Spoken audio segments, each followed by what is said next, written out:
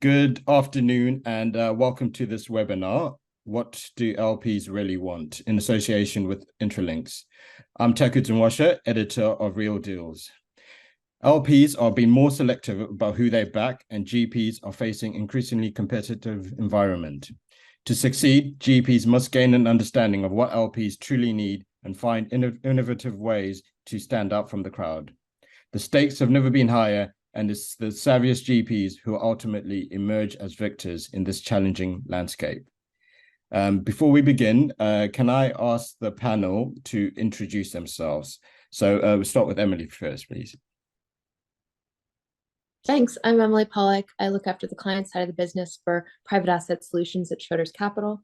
Schroders Capital is a $100 billion division of Schroders across private equity, infrastructure, real estate, and private debt and credit alternatives. Thank you, Emily. And then Alex, please. Thank you. So I'm Alex Barker. I'm part of the primary team at HarbourVest Partners, responsible for coverage of European markets. HarbourVest is a global fund of funds provider with assets under management of approximately $120 billion today. And we're active across primaries, secondaries, co-investments, real assets, and credit. Perfect. Thank you, Alex. And then if I can just ask Gemma to introduce herself. Thank you. I'm Gemma, and I look after fundraising and investor relations at Allseas Capital. We're a provider of structured capital to entrepreneurs across Western Europe. Thank you. And Claudio? Thanks, Taku.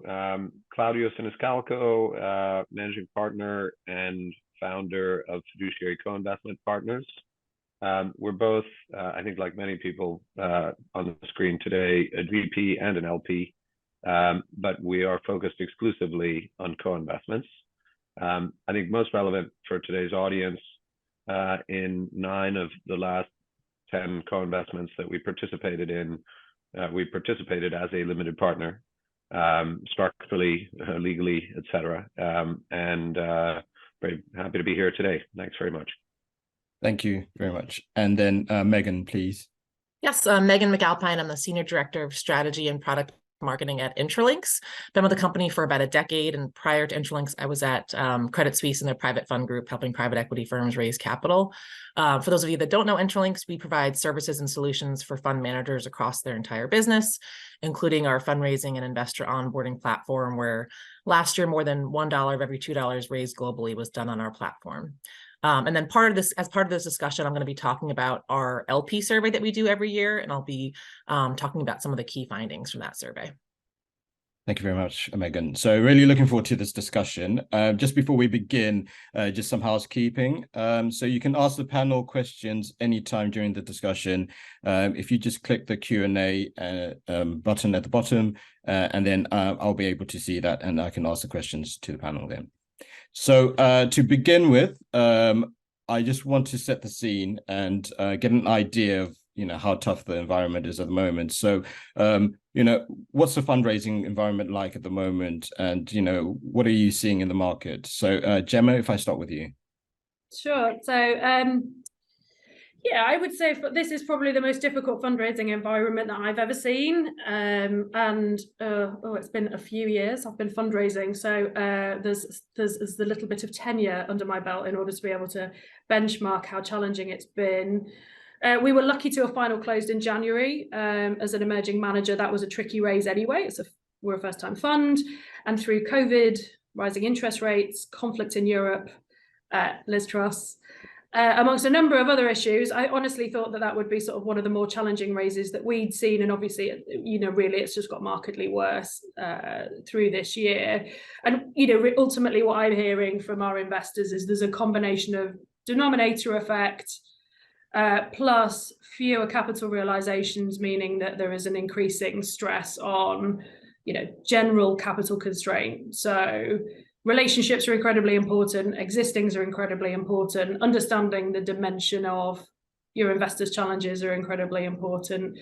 But there is actually just a limited amount of cash to go around until things start to return to return to normal. Now, we're fortunate that as a structured capital fund, a combination of debt and equity kind of puts us in a category that has actually shown a bit of growth in, even throughout the last 12 months. And alternative credit, I think, generally is a bit more buoyant, but I would still expect that the foreseeable future is going to be tricky, and there are going to be longer fundraisers, and there are going to be, lots more investor conversations required to get to sort of the required number that somebody wants for a given raise. Okay, thank you, Gemma. And then Claudio, maybe I can just get you to pick up on that point. I mean, what are you seeing in the environment with your sort of GP cap on? Look, I would echo what Gemma just said. I mean, it's brutal out there. In a historical context, in the context of the 3 cycles that I've had to fundraise in and also engage in kind of manager selection type activities in. But to try to put a slightly brighter spin on things, it's worth pointing out alternatives and allocations to alternatives continue to grow. In the same year of Armageddon, we just had the largest private equity fund raised in history, closed successfully, relatively easily. I'm not going to do free advertising for them, but I think we all know who they are. And then as a co-investor, there's also this sort of counter effect of denominator effect that Gemma was mentioning that a lot of the large LPs are feeling, which is we're actually seeing record co-investment flow, because if you think about it logically, even if overall deal volumes are down because of whatever price expectation mismatches, leverage, banks not being in the market, whatever, or people just being worried. Conversely, the only sort of tool that large LPs were facing, or medium size as well, facing denominator effect issues is to turn off their co-investment spigot. That's the only, if you will, discretionary tool they have to kind of, or to sell in the secondary market. So sort of the implication of what's going on in the market is you have record secondary volumes and record co-invest volumes. And so there are some bright spots out there. The other thing I would say is, if I look back on, the last couple cycles, it was precisely in the year after, the sort of 12 to 24 months after these troughs or negative events, that some of the best deals were done. And certainly the best deals I co-invested in were kind of in the early 2000s, and then immediately following the GFC in kind of 2010, 11, 12 maybe. So these should be great vintages, but it's tough out there. Okay, thank you for that. So I think, Gemma, you mentioned there was pockets of positivity. Emily, I mean, are you noticing any particular areas where there is quite a lot of sort of funds being raised, maybe in alternative debt or anything like that? Yeah, no, echo with what both Claudio and Gemma just said. And I think that both in infrastructure and in private debt, we've seen some real momentum. And then across our business, we're also seeing a growth in our multi-private asset portfolios, so more of a solutions approach. So some of the largest of our investors looking to work with us more holistically across primary, secondaries, co-investments, asset classes, and be able to structure something really interesting. And that comes at the same time where we're seeing new innovative fund structures, where then also for the wealth market, for the insurance market, able to really fundraise from a wider range of investors. It's not just sort of the traditional LP structure for DB pensions. And with that, it requires the whole industry, I think, to change a bit, both from reporting and engaging with those end investors. And it's a different cadence of fundraising, but there is capital out there, and we're having real success there as well. Okay. And Alex, are you also sort of noticing, obviously, the difficulty of the market itself, but then also these opportunities that have been mentioned? Yeah, I mean, a lot of similarities, I think, to the post GFC period. It's really a bifurcated market from a fundraising point of view. So you have small group of GPs who are able to raise, very much as before, having relatively rapid fundraisings and raising funds that are oversubscribed, and then for everyone else who's not in that category, it's a much tougher and a much slower process. I think, the absence of liquidity, relative absence of liquidity, is a problem out there for a lot of LPs. I think we see LPs who need to have distributions back before they're able to resume the kind of same kind of commitment levels that they've seen previously, and that requires exits to take place, more deals to happen in the marketplace, and at the moment that's difficult with some of the conditions that prevail out there. So I think what I would say is that the approach that the GP takes to fundraising is kind of key to all of this. And we've definitely seen, even in these very tough conditions, GPs of the right approach to the fundraising can still quite significantly de-risk their fundraising and have a pretty rapid and successful process. So I think it depends a lot on the approach that's taken. Okay. We will touch on that, what is the right approach a bit later. But Megan, obviously you mentioned the survey. Can you just touch upon some of the points that you found in terms of what LPs are prioritizing in this current market?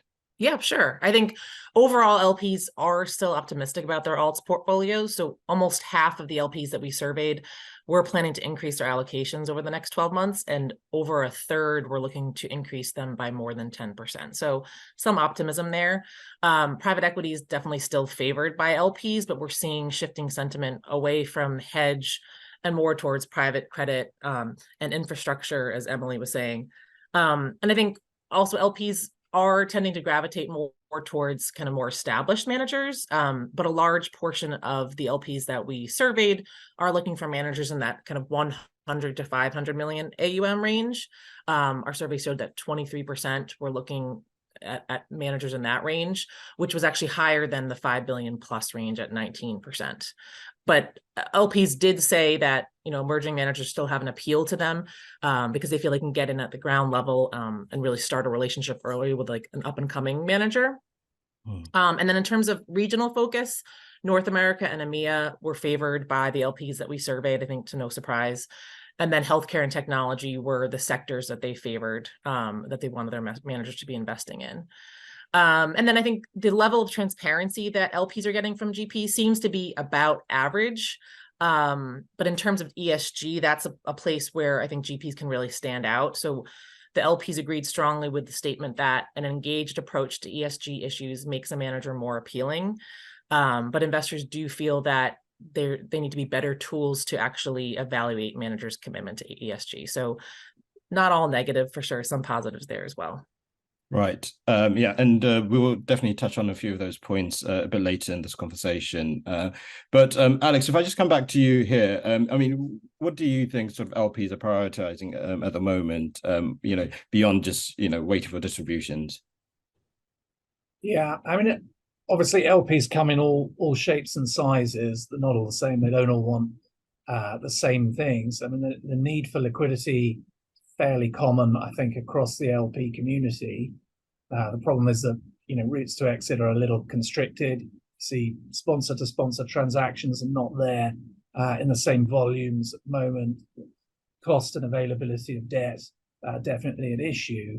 We have seen a lot of GPs turning to the GP-led secondary market as a way to generate liquidity for LPs, and it certainly seems like there's a willingness amongst LPs, and some of the LPs, to take liquidity even at discounts to current NAV in those processes. And I think, for me, it highlights one point, which is I think the best GPs are always focused on liquidity, meaning that you have your companies prepared for exit.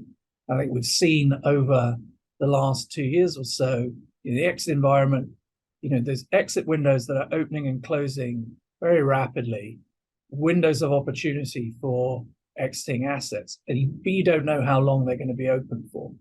And so some GPs have been nimble, they've made most of those windows to exit investments and return capital, or they're thinking about other ways to return capital, whether it's through secondaries, minority stake sales, recaps.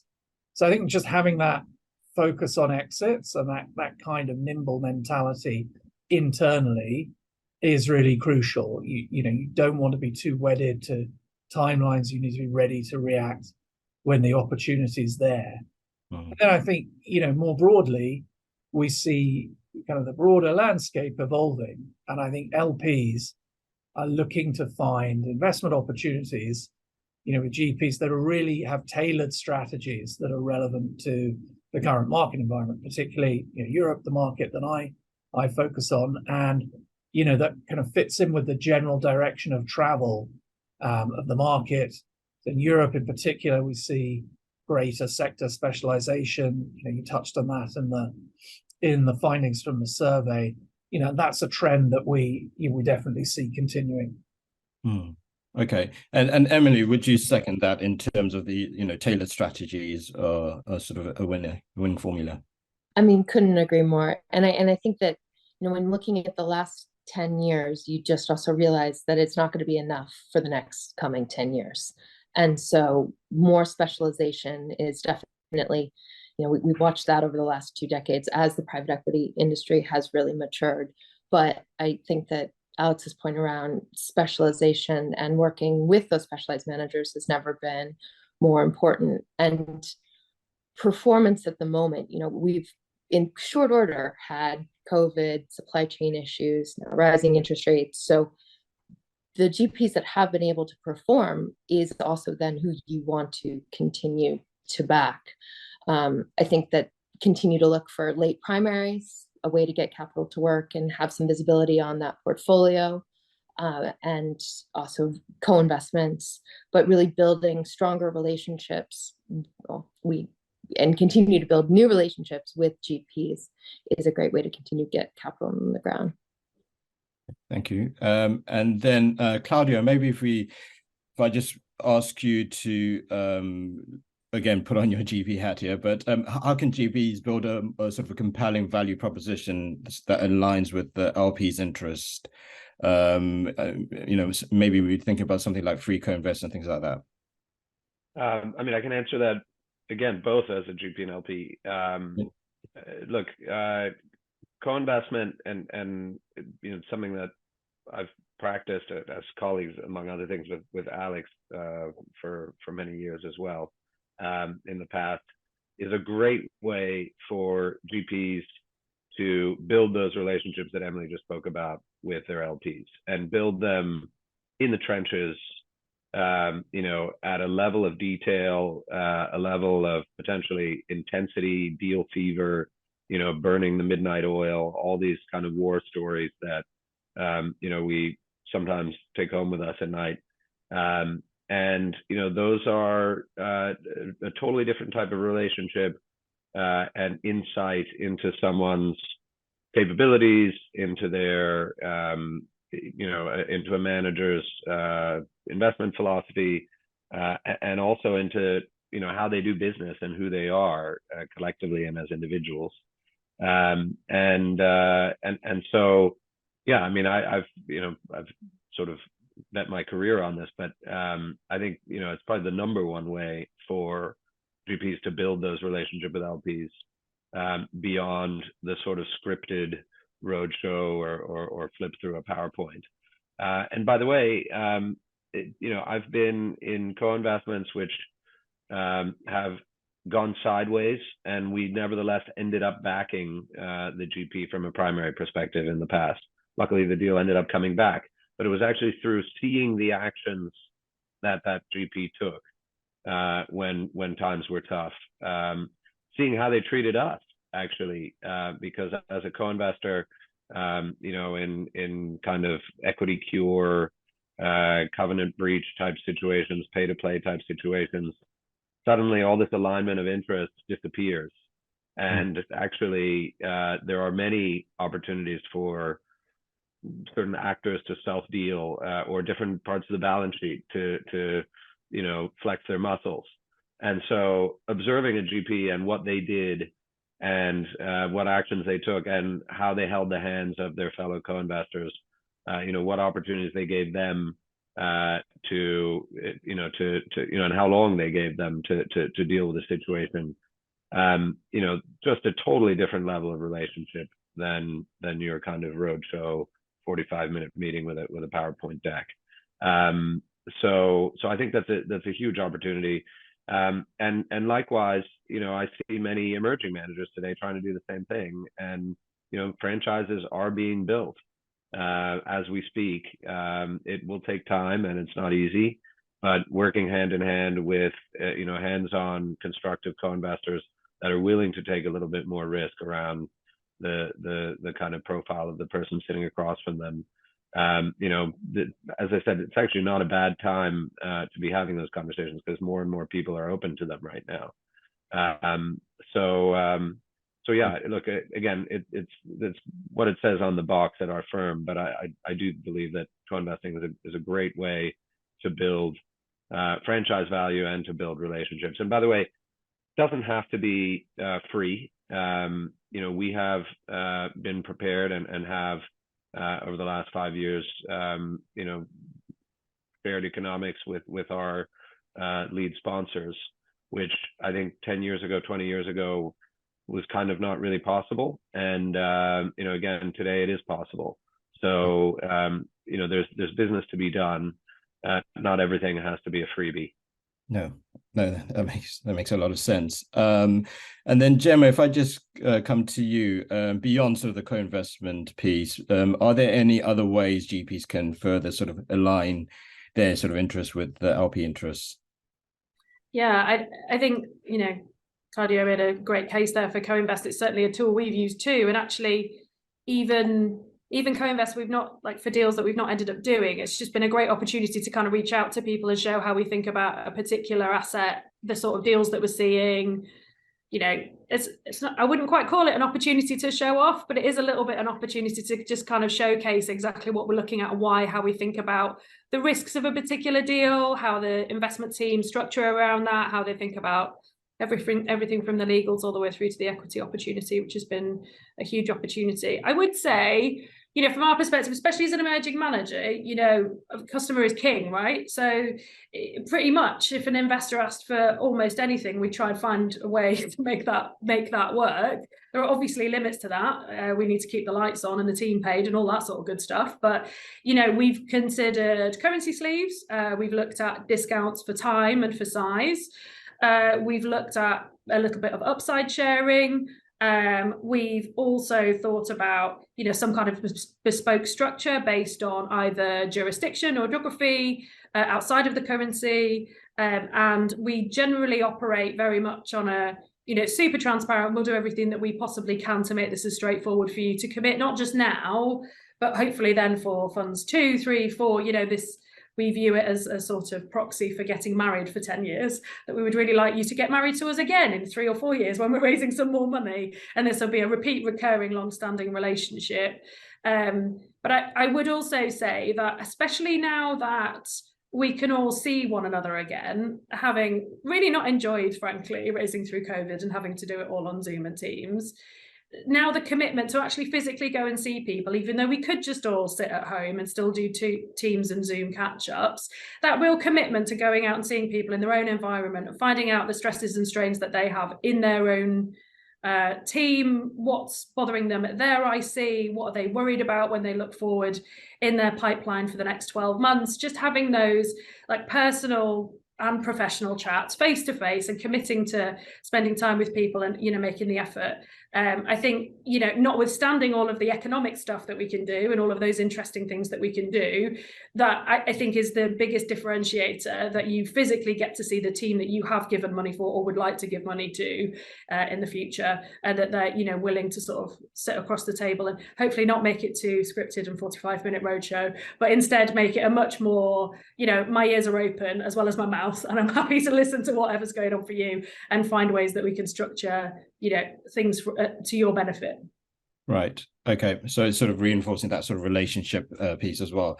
And then maybe if I come to Emily, sort of if you were to look at it from an LP perspective, what would you consider that you would like to see in terms of alignment from a GP? What would push that, you know, push you over the edge in terms of backing?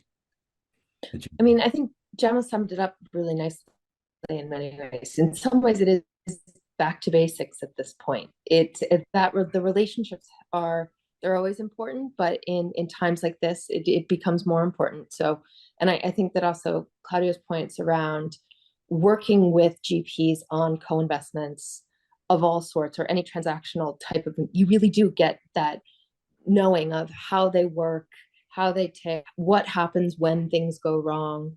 And in this environment, that's never been more important. But in terms of transparency and communication and really feeling like you have that ability to have a two-way conversation opposed to just sort of getting things after the fact, which, rewind 20 years ago, it very much felt more like you'd get a quarterly report and the information flow was not as dynamic. So with the maturity of the market, I do think that the relationships have continued to grow, but then the quality of information has continued to come up as well. Okay. And Alex, would you sort of second that as well? Have you seen those changes? Yeah, look, I think a lot of great points made around kind of the alignment between GPs and LPs and communication and so forth. I think, the other thing that I would probably comment on in terms of building, compelling proposition when it's time to fundraise, I think, GPs have to recognize the changed fundraising market that we're in and the altered conditions that we're all working with. It's pretty common now to see GPs coming to market with essentially a flat fund size target versus their prior fund, which is a recognition that some LPs may have less capital to commit, others are not committing at all at present. And then you see other GPs coming to market with relatively modest fund size increases compared to perhaps what they would have gone for in prior cycles.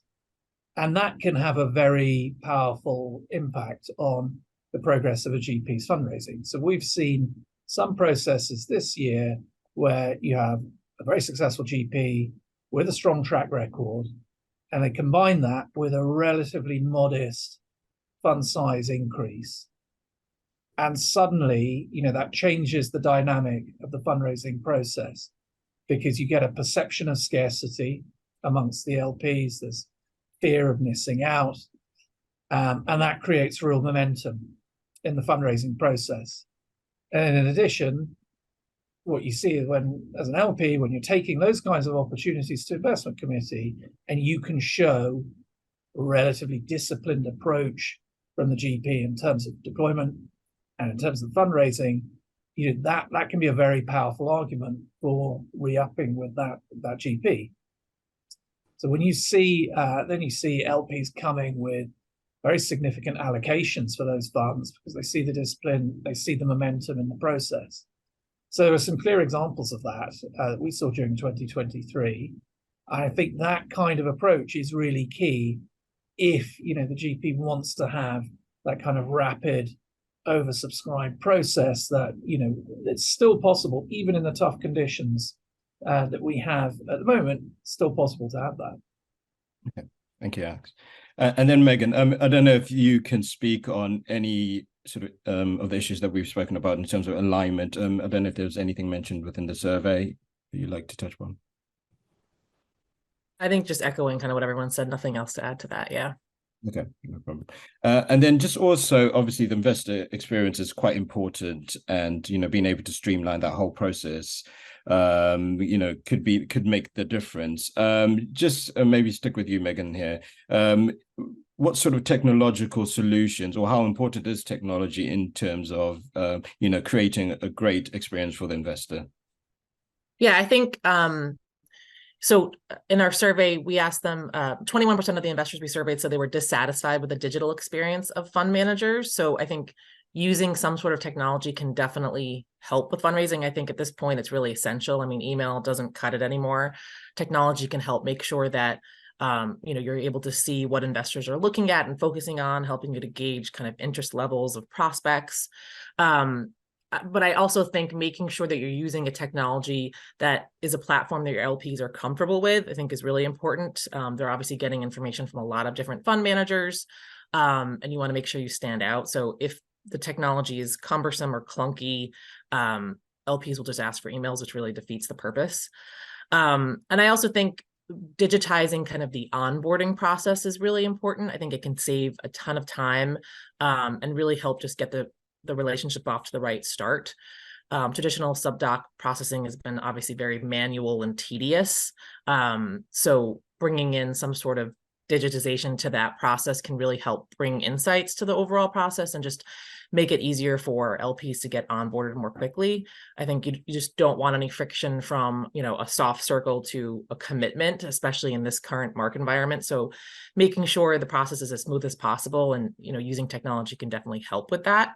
I think all that being said, I think this business is obviously very much a relationship business, and technology will never take the place of that. I think it can definitely help streamline the process overall, but relationships really are the core of the fundraising process. And actually, we asked LPs what would help improve their relationships with GPs. And I think to Gemma's point, 30% of them said, or 29%, I guess, said more in-person meetings. So I think there is some fatigue from the pandemic. I think people are looking to get more in person, and I think that definitely helps build that relationship a lot more too. Okay, thank you for that. And then obviously fundraising is taking a bit longer, the whole process. And it's quite interesting to find out how GPs can sort of maintain momentum and ensure that they can, keep investor interest. So maybe if I start with you, Claudio, just before I get to that, I was actually going to just add to the technology side of things that Megan was talking about. Although I totally agree, there's nothing like a meeting in person. The next best thing is video, and I'm not talking about video conference, and I'm talking about specifically people who are trying to diligence deals or co-investment syndications or even strategies. Recording video amongst a group, as we are doing now, I believe the session is being recorded, has become incredibly frictionless, low cost, and I mean, it's much easier than it was 3 years ago, 3.5 years ago. It was basically impossible 3.5 years ago. And I think I've seen GPs use just simple recorded Teams or Zoom webcasts or whatever they might be amongst a deal team, talking through a particular investment they've made. In some cases 10 minutes long, in some cases half an hour, and in some cases an hour. And I've found it to be incredibly helpful in our business of sifting through co-investments. We see more than 150 to 200 a year. And while a meeting in person would be great on every single one of those, sometimes being able to watch a video in your own time on the weekend or in the evening is much easier. And so beyond a particular technology platform or provider, I would actually encourage people to use multimedia and video because it's so much easier today, and it's the next best thing to that in-person meeting. And if you're not going to get it, you might have somebody click and spend time listening to you. Okay, thank you for that. And then if I just pivot to Gemma and just maybe ask you how you think sort of GPs can maintain that momentum as fundraising is taking a bit longer. Yeah, I think Alex touched upon a really important part of that conundrum. I think earlier, just going to market with a fairly reasonable target. I think my personal experience is that there's nothing that turns investors off more quickly than what they consider to be an egregious hard cap that will never be achieved, because it tends to drive a bit of a sure, come back to me when you're half the way there kind of vibe, which could be pretty unhelpful. And the same goes for kind of the structure and the legals, right? Just either roll out the same things again because that's what people have accepted, or come up with a pretty good reason as to why you're not, just to make it easy for people to say yes and take away a lot of the barriers. My personal experience is that sort of finding a cornerstone for each close is super important. So building an understanding as to where each investor is in their process, when they're likely to be able to get to their IC, and when that will give you clarity over a certain amount of quantum on a close by close basis. So you don't end up sort of doing one close and then trying to shuffle people into another close that doesn't really exist, but you're also trying to encourage people to get on with it, but there isn't really a burning platform. So instead, sort of be proactive and plan out those closes at certain sort of on a timeline that's kind of at your discretion, and then try and help to build people around that relatively early. I would also say getting to the biggest first close available is a hugely important part of that. And that, look, there's some reticence from some parts of the LP market to be participating at a first close as a new investor. And so being able to unlock some of that is hugely important. And look, that might be it's a first close discount, let's be open. But I think that makes for a huge sense of confidence from other external LPs about that particular fund product if other first timers with that GP is willing to go into a first close. And I think that's a really important part of that. And then, it's just doing good deals and having news to talk about. No one's got time for a non-update where it's just like, oh, we haven't spoken for a while, nothing's really happened. However, I'm just going to call you anyway because I don't really know how else to find a reason to talk to you. So, good deals from the deal team, good co-invest to talk about, good team expansion, promotions, positive news to talk about, find things that are meaningful updates that show that your team has momentum internally. And I think that helps drive, momentum externally. Okay, thank you. And then Alex, so maybe we can touch upon about that perspective about, having some sort of news to bring to you. Do you find that you're quite sort of responsive to that then? Is that? Yeah, look, we're very keen to stay closely in touch with our managers as we possibly can. I think we're conscious of the fact that on the prior question around the investor experience and technology, we as LPs, we're placing a lot of demands on the GPs today, more so than in previous years. We've got ESG, I think we're going to talk about that in a bit, ODD, lots of other regulatory requirements that need to be fulfilled. So that, we know we're placing a lot of demands on GPs, and that's increasing all the time. And so any ways we can find to be efficient around that, I think, helps to improve the process. And I think the more that, GPs can be ready to have that information kind of available off the shelf, I think that's really helped as well, because then rather than having to respond to requests incoming from LPs on an ad hoc basis, they can just have that information ready to go. So look, in terms of our kind of touch points with GPs and whether they're in fundraising process or not, we want to have those on a regular basis. So that we're getting the best possible information on portfolio companies and fundraising processes. So yes, I agree with Gemma. We're all busy, but we like to hear from people regularly as well as when they've just got some new news to share. So we're keen to have that regular dialogue. I think in terms of the maintaining momentum in the process, totally agree with what Gemma said earlier. I think GPs don't like fundraising. We know that. They'd rather focus on doing deals. I think that's in everybody's interests. LPs don't want GPs to be focusing on fundraising. They want them to be investing the money and taking care of the portfolio, not spending time on the road.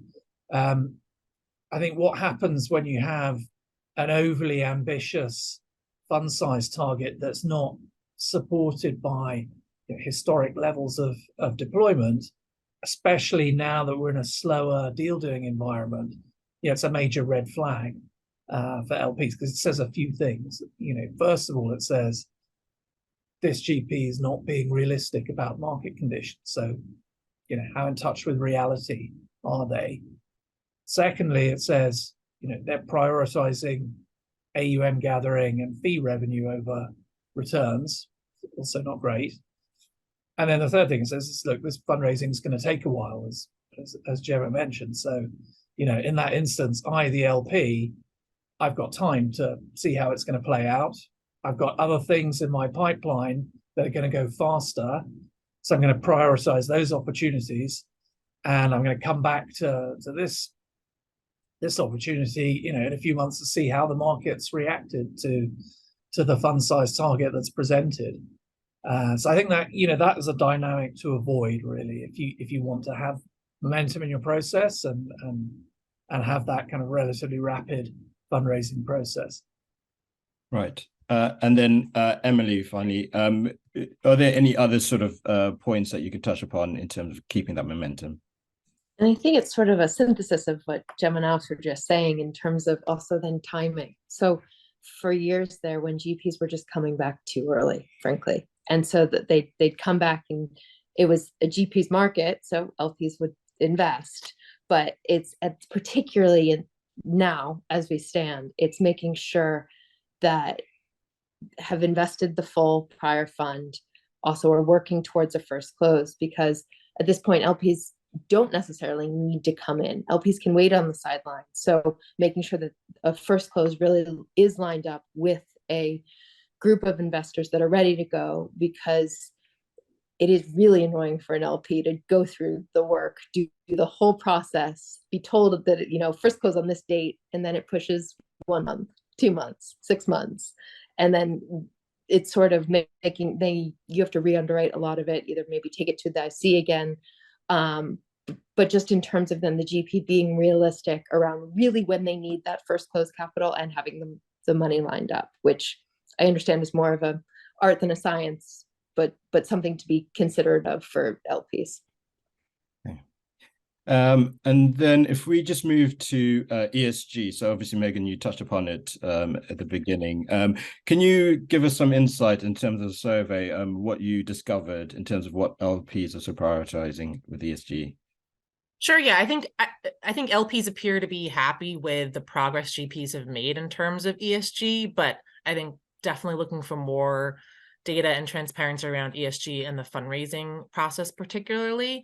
And I think there's also, we noticed a lack of consensus in terms of framework. So the UN PRI was favored by 44% of the LPs that we surveyed, but there's still a range of frameworks out there being used. And then we also asked LPs if they intend to increase their ESG due diligence when dealing with GPs, and 41% of them said yes. So I think that's not surprising. I think it just goes to show ESG is definitely becoming an increasingly important part of the fundraising process overall, as we've seen, over the last couple of years, for sure. Okay, thank you. And then maybe if I just speak to Gemma on this. So, I mean, how have you found the sort of ESG demands from LPs? Is it easy to communicate between having, I guess, if you're raising in America and Europe, it's probably two different hats that you have to put on. But what's that experience like? Yeah, we've definitely got a variety of interest in our underlying LP base for ESG. And I'm sure for everyone that's listening, I don't really need to explain some of that in terms of the geographic dimension. And obviously, in some jurisdictions, there's more of a preference towards diversity versus environment, for instance. And in some jurisdictions, there's actually just an eschewing of ESG altogether. I think certainly for the individuals involved that have discretion over that capital, regardless of the restrictions that are placed on them either by their internal committees or by external factors, there is a general understanding and a kind of personal commitment to finding a solution that works for everybody. I don't think there's any investor out there that would try and push you down a road that necessarily precludes other investors from being able to get comfortable with your ESG provision. I think, it was certainly a challenge for us, and there was a fair amount of grey area when we were going through our first fundraise, and we ultimately got to a place which we're happy with and we're proud of, frankly. And it's it's an important part of what we do, but we also had competing interests to solve.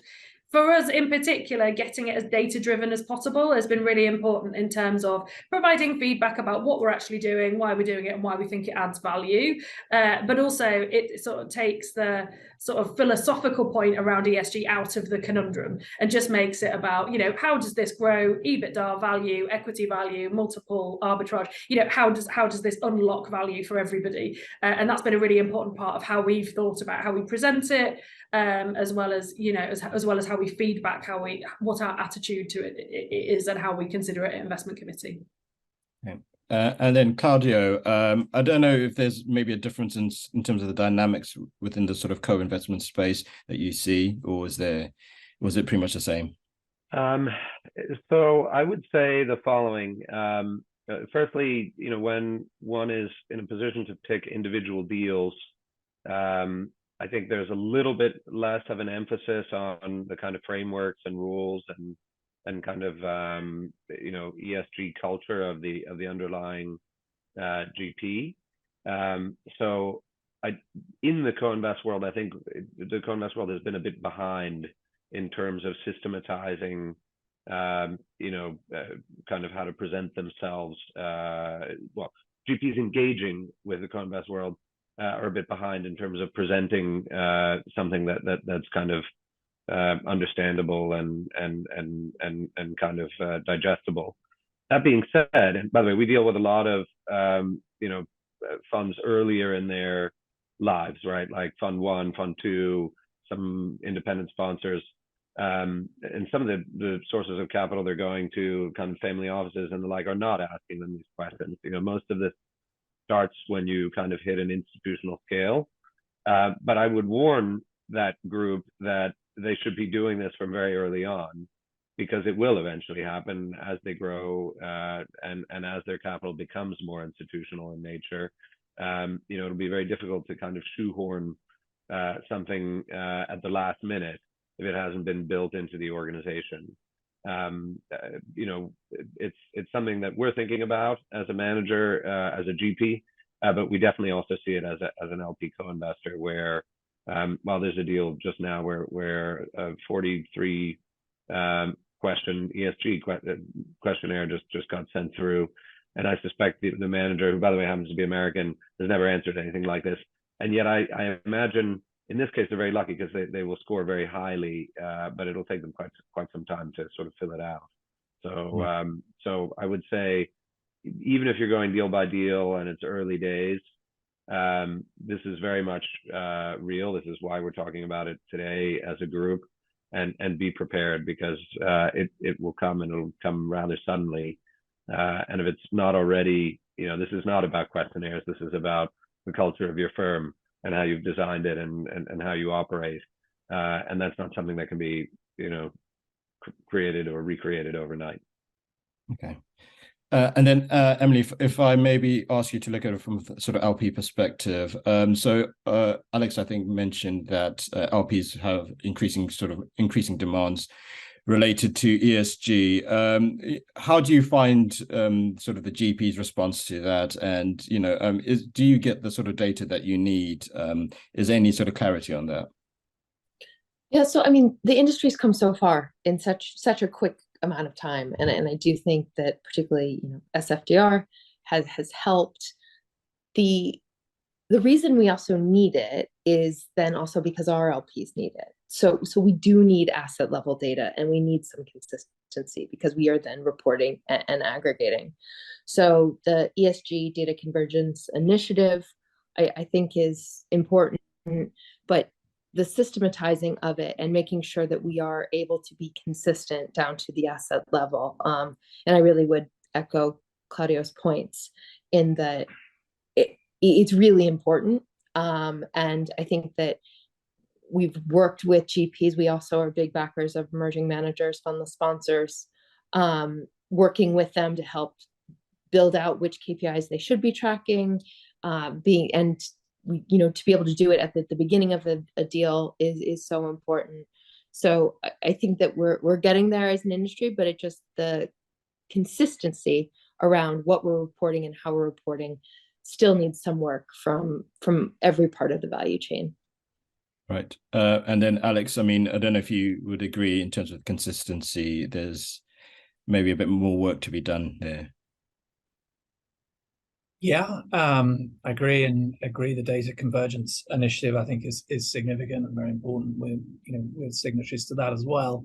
I think there's been such a clear upwards evolution, particularly in Europe, over the last 5-10 years, what best in class looks like. And I think more and more GPs have responded and recognized the importance of ESG as a kind of crucial hygiene factor to protect their business, to protect their investments, from governance and reputational problems. I think on the E side of ESG, Article 8, I think, is becoming the market standard for GPs in Europe. I think the majority of new funds that are coming to market now are coming with that designation. I think that's becoming the benchmark really for GPs, and they'll increasingly have to adhere to that. I think when we look at our portfolio, for a couple of cycles now, we've been scoring our GPs on ESG on a regular basis. And we track those scores versus fund performance, and it's pretty clear now that there is a positive correlation between our ESG scoring and performance, underlying fund performance, and that's logical. It makes sense. Those GPs that are pursuing best-in-class ESG practices are also likely to be the same GPs that are going to be best-in-class in all the other aspects of their investment activity, whether that's sourcing, investment process, decision-making, value creation, all of those things. So for us, that ESG performance manager, it's another test of manager quality, and it's an indicator of future performance from that GP. Conversely, where we see a GP that's behind its peers in terms of ESG processes and standards that are in place, then that's going to be a concern, because you think, well, look, if they've neglected that area of their business, what else might they be neglecting? So I think it's become really important to us as part of our evaluation of managers. It's a really important part of our process today. Okay. So I just have one final question, but before I get onto that, I have a few sort of audience questions here. The first one is, let me just rephrase that. How can a first-time fund differentiate itself in the current environment? Gemma, if I come to you, but if anyone else has an opinion as well, feel free afterwards. Yeah, so first-time fundraising, such a fun topic. I found through our process, the most differentiating part really was both the track record of the team, the senior team. So, how deep, how many dollars, what's the return, how eloquently can they talk through their experience to date, how eloquently can they talk through things when they've gone wrong, in particular, which assets bimbled along sideways or deteriorated EBITDA, what did you do, how did you affect it, what did you do well, what didn't you do well, and the ability of that team to communicate with humility what went well as went badly. I would also say there are certain commitment levels to sort of high standards, like ESG, like structuring, like tax, finance and ops, compliance. It's not, I imagine when you were a first-time fund in the 80s, a lot of that stuff probably you could have avoided. Now I feel like it's just a default, and that should be, there should be incredibly high standards across the non-investment team as well as the investment team. I have personally found having an in-house IR fundraiser would be a really big differentiator, because it talks to someone who's willing to take the risk on that track record from an in-house perspective, and certainly from some of my closest relationships that made quite a big difference in terms of like, well, Gemma, we quite like you seem smart, so like I'm interested to see what these guys have got, and that opened some, not loads, but some doors, as well as the founders of our firm having really strong personal and professional relationships with a number of investors that they've known for a long time. I think having a differentiated product is fundamental. There are so many buyout houses. There are so many plain vanilla product offerings out there. So having something differentiated to add to the mix, perhaps it's a specialization, perhaps it's a geographic focus, perhaps it's a structural thing. But so just having something different to add to the market, I think, is such an important part of this. And I would also say at this point, tenacity would be key of their behavioural traits of all those involved on day one. It's definitely a bit of a slog. Okay, thank you. Actually, we're running out of time, so I'm just going to merge Karim's Dala's question with my question as well. So fundraising environment is likely to continue to be tough in general. Beyond the points we've discussed, I mean, what advice would you give to GPs out there raising? So maybe if I start with you, Alex. Yeah, thank you. I mean, I think, look, first and foremost, listen to your existing LPs. They are a great barometer of, where the fundraising market is and how you are perceived in that market. No better barometer, I think. The conditions will have changed, for better or for worse since the last time that you raised. And I think it's really worth having those conversations with your LPs and really listening to what they've got to say, and then think hard about what you want to do for the next 2 years. Do you want to get the fundraise quickly and get back to investing, or do you want to spend that time fundraising? Because I think the more you can de-risk the fundraise, the better. And I think that goes back to a lot of the points that we made earlier around discipline around fund size and offering co-investments and things like that. Okay, thank you. And Emily, would you like to? I think Alex summed that up very well. I think it's in many ways it's back to basics.